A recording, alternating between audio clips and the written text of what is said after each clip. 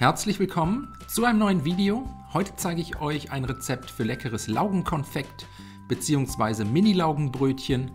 Dafür als erstes einen halben Würfel Hefe in ein hohes Gefäß bröseln, einen Teelöffel Zucker sowie 250 Milliliter lauwarmes Wasser dazu gießen und dann mit einem Schneebesen verrühren, bis sich Zucker und Hefe komplett aufgelöst haben.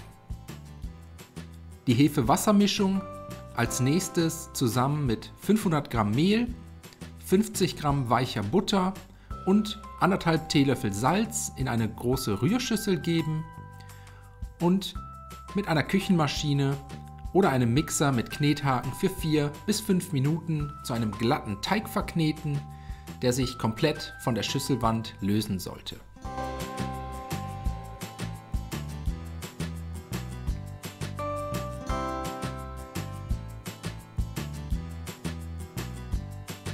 Den fertigen Hefeteig anschließend zu einer Kugel formen, zurück in die Rührschüssel legen und mit einem Küchentuch bedeckt für 30 bis 45 Minuten an einem warmen Ort ruhen lassen, bis sich das Teigvolumen deutlich vergrößert hat.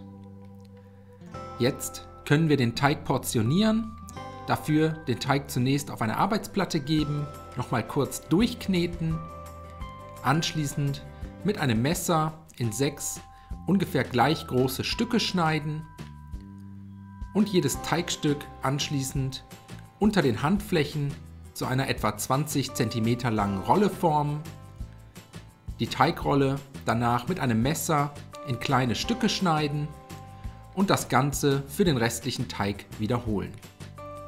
Jetzt für das Laugenbad einen großen Topf mit reichlich Wasser erhitzen, 50 Gramm Haushaltsnatron ins Wasser geben, dann nach und nach die kleinen Laugenbrötchen dazugeben, für etwa 45 Sekunden im heißen Wasser schwimmen lassen.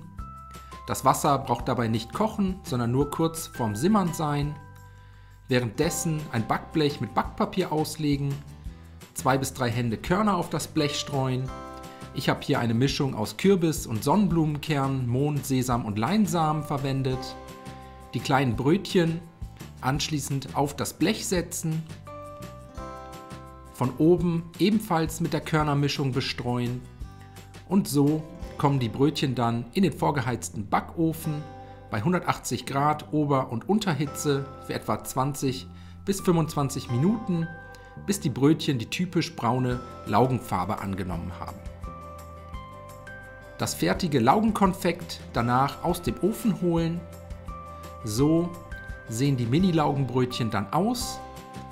Jetzt etwas abkühlen lassen und dann am besten sofort servieren.